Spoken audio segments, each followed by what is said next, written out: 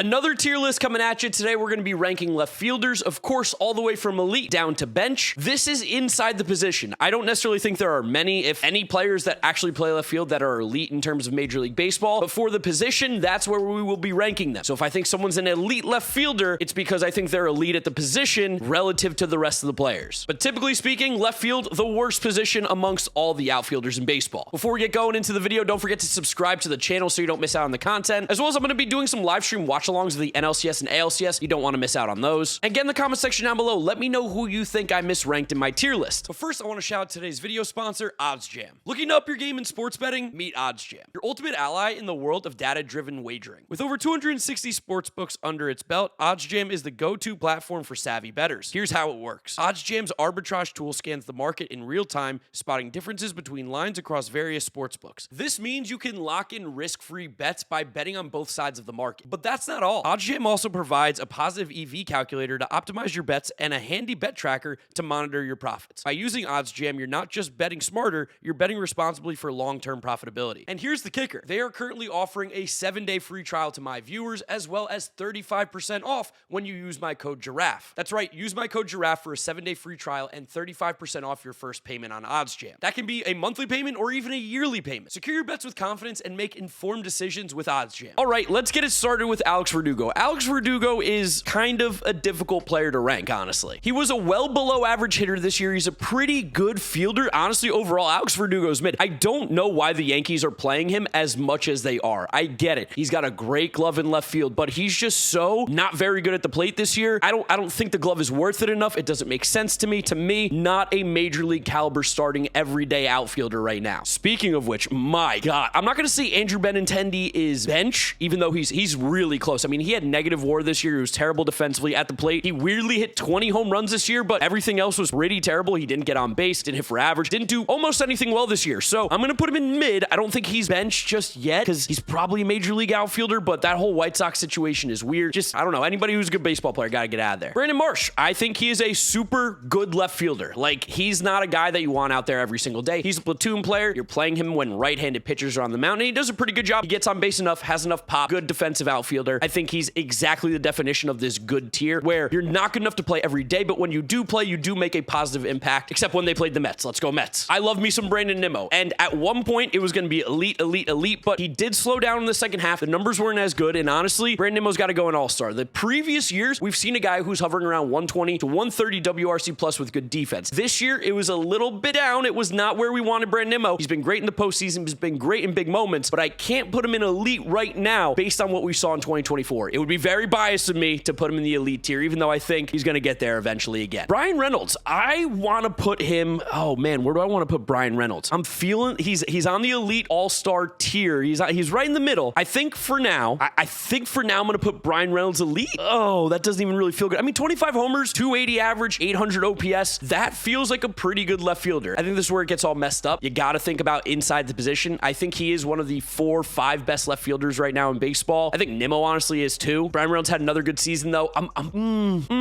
gonna leave him there for now. I don't feel great about this. It might change. Christian Yelich is for sure elite. If it wasn't for the injury this season, you would have been seeing some crazy numbers from him. He looked like he was totally back until he hurt his back again, which really sucks because Christian Yelich is a great player. I mean, this season, he was off to an amazing start, like I said. Played in 73 games, 11 homers, 12 doubles, 42 RBIs with 21 stolen bases, and OPS at 909. He was totally back. He just is hurt. He's got injuries. It's a problem. He's still elite, though. Colton Cowser. I think Colton Cowser's in this all-star tier. I think he's a guy who could eventually get bumped up. He had a great rookie season in Baltimore. Power, 24 home runs. OPS right around 800. He did slow down a little bit towards the end, but a lot of really good things from Colton Cowser, a guy who can also play multiple outfield positions. He's not a defensive liability. I really like him as a player. Loved him coming out of Sam Houston State. He was someone who I thought would be a Christian Yelich type player, and at 24 years old, what we saw in his first year, you've got to be super excited if you're an Orioles fan. Not elite yet, but he's definitely one of the better left fielders. So for the Rays, it's Dylan Carlson. I don't really know who to put out there in left field for the Rays. He's going to go in bench regardless. Wasn't very good this year. was kind of just terrible all around. You probably give him one more shot if you're the Rays before you make any sort of decisions. He's free. He's pretty cheap. I don't know what's going on with Dylan Carlson, a guy who was a top prospect who's shown sparks, but he just can't put it together at all. Very disappointing. Again, it would be perfect though if he ended up being good, because when you're a Cardinals outfielder and you get traded or you leave that team, you automatically get better. There's a couple more on this list, which is super funny. Ian Happ, I think in terms of left fielders in Major League Baseball, he's one of the best. He's super boring, like 25 homers, 350 on base, 800 OPS, good glove, but Ian Happ does it every single year. We've now gone on, like 3-4 seasons in a row where the guy's got like an OPS plus at 120. He's just a really solid player, someone you can rely on every single day. You know what you're getting out of Ian Happ. Should never be the best player on your team, but really good out there in left field. And again, these are going to change. I feel really weird just about this entire thing in general. Jackson Chourio, so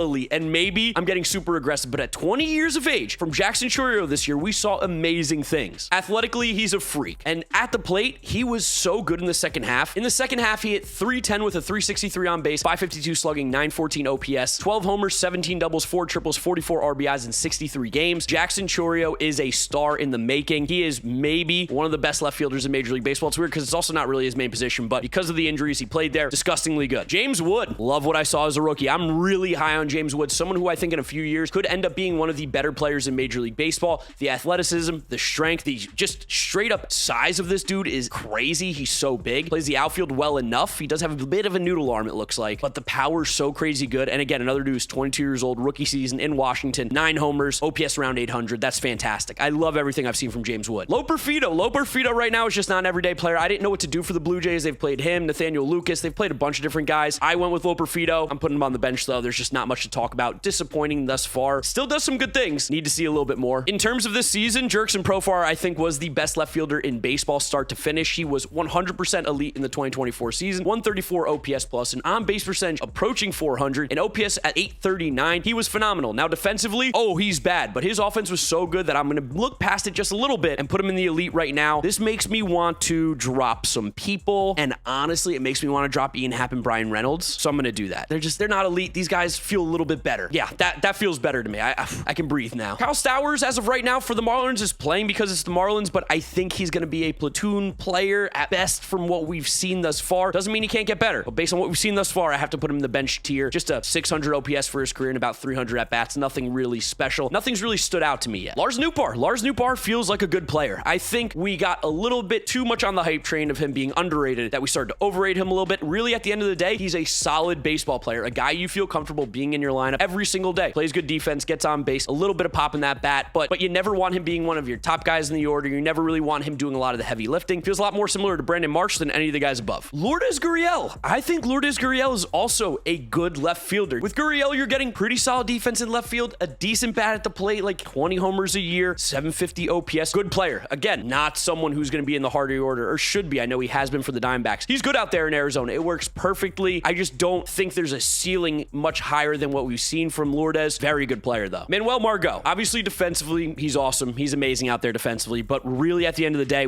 you can't play this guy every single day anymore. A 626 OPS, a negative WAR player, even with that defense. Manuel Margot is just not an everyday player, not even really a platoon guy. He's a 4th or 5th outfielder at best. He's got to go on to the bench here. The Twins, got a lot of things to change there. Manuel Margot is part of it. So for the Astros, Mauricio Dubon played a lot of left field this year. Could have also gone with Chas McCormick, but he had an awful season. For me, Mauricio Dubon, he's mid. I think what makes him interesting is the fact that he plays a bunch of positions. He can play all the outfield positions. He can basically play any position in the infield. He's a utility player, but there's just not a lot of ceiling with him. Probably realistically goes on bench, but he does have value. I think there's more value than not, and he does feel better than the guys on bench, where I don't feel comfortable with any of those guys playing right now. Dubon, I just don't want in my lineup. The other guys, I can't wrap my head around it. Michael Conforto, he feels like someone who is in between good and mid. Like, I think he's better than Verdugo and Benintendi and Dubon, but I don't think he's as good as Gurriel, Marsh, Nootbaar. I'm going to put him right now in good because I like Michael Conforto, and he's a former Met, and I'm biased. And I liked what he did this year. He showed some pop in that bat. 20 home runs out in San Francisco as a lefty is never really an easy feat. I think he's going to go to a new team next year. I think he can have an impact. Still is a good player somewhere in there. I'm going to give him one more shot. And I mean, listen, 20 homers and 400 at bats, not bad. MJ Melendez. Oh my God.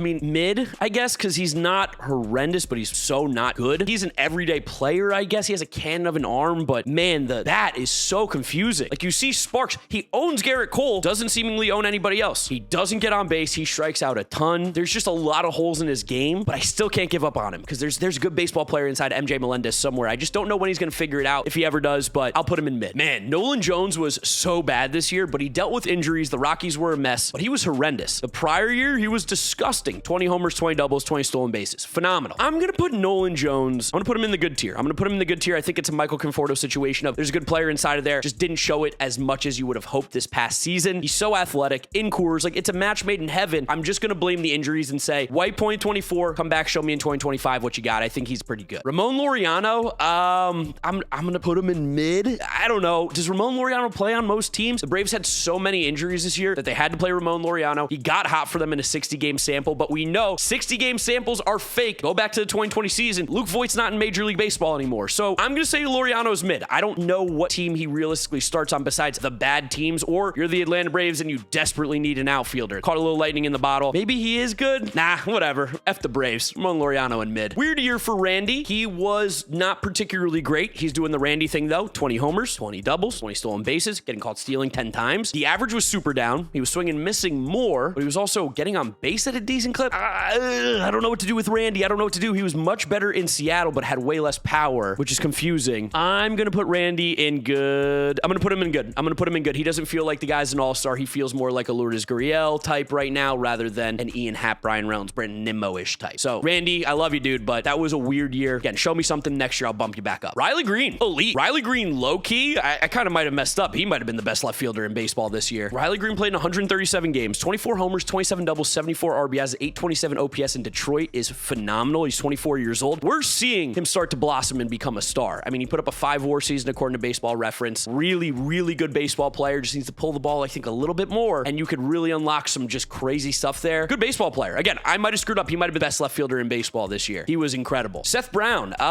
mid, I guess. I don't know. He's got pop in his bat. He gets on base sometime. I don't know. Seth Brown's mid. Man, maybe he's bench. I'm going to put him in bench. It's the Oakland A's. I don't think he's going to be starting next year. Man, Spencer Steer's year went downhill. 96 OPS plus, but he had 20 homers, 34 doubles, 25 stolen bases, 92 RBIs. How's that even possible? What? He's for sure not mid. There's no way. I'm putting him in good. You can't hit 20, 30, and 20 and be a mid player. You're at least good. Maybe it's just because he's so bad in the outfield. I don't know, man. This is a confusing one. I can't wrap my head around it. I like Spencer Steer. I think he's a good ball player. Every time I watch him, I go, good baseball, good ball player. Steven Kwan, definitely an elite left fielder. Steven Kwan worked on bat speed this offseason. It paid off. We saw him hit 14 home runs, a career high. He only played in 122 games, but still stole 12 bases, 16 doubles, 292 average, 368 on base, 425 slugging, 793 OPS, the best numbers of his entire career. And he's an elite glove out in left field. He's the definition of an elite left fielder. It's just sneaky elite. He's so much better though than Luis Arias. It's crazy. Doesn't nearly get the hype though because he doesn't hit 305. Steven Kwan's significantly better. It's not even close. Taylor Ward.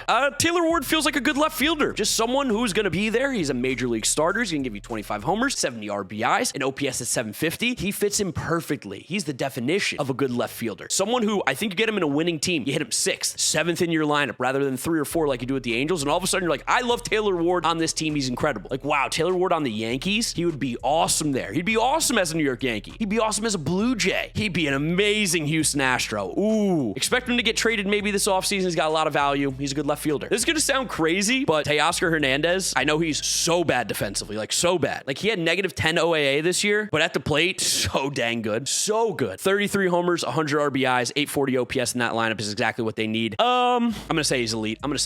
I had to think about it for a second. I don't know how it's going to be edited, but I really thought about it. I'm going to say he's elite. You hit 33 home runs in left field. Don't care about the fielding. The fielding is god-awful. It's atrocious. He should be a DH, but they have Shohei Ohtani. 840 OPS, 33 homers, and 100 RBIs. Don't care. Don't care about the rest of it. You can play for my team any day. For Tyler O'Neill, I'm just going to take a step back. He had an elite season in 2024, but we've seen a couple years where he's been terrible, and it seems like the bad outweighs the good a lot of the times. That being said, I am going to throw him in the all-star tier. Tyler O'Neill was awesome this year in 113 games, 31 homers, 18 doubles, 61 RBIs, 847 OPS. Glad to see Tyler O'Neill doing well. Another former St. Louis Cardinal outfielder, joining Randy Arozarena in today's video as well. Dylan Carlson. He's a good baseball player. Really great season. I'm going to throw him in all-star. He's going to get a nice little contract this offseason. I don't know what to do with Wyatt Langford. I really don't. His second half was much better. He's a pretty good outfielder. Oh, man. What do I do with him? 16 home runs on the year. I know his power was weird. This is so complicated. I actually don't know where to put him. I really am at a loss for words with Wyatt Langford. 20% K rate, 10% walk rate is pretty good. Whatever. I'm going to put Wyatt Langford in all-star. He had a really good second half. 6.5, 780 OPS is phenomenal. Seems like he felt a little bit more comfortable in this lineup. He's going to be a really good ball player. The year started off terribly, but I'm going to be a Wyatt Langford believer. Oh no, I put him too high. What am I going to do? Wyatt Langford, all-star. All right, so there they are. My left fielder tier list. I'd love to know what you guys think about it down in the comment section below. Do you agree with me? Do you disagree with me? Let me know what you're thinking. Drop a like on the video if you enjoyed, as well as subscribe to the channel so you don't miss out on the content coming at you. Follow me out on my social media, GiraffeNeckMarc. Links are in the description. And that's where I'll wrap up today's video. You guys know the drill from here on out. YouTube recommends you watch this video. This is my most recent upload. Click through those if you have not yet seen them. Thank you guys for watching, and I'll see you all on another video. Bye.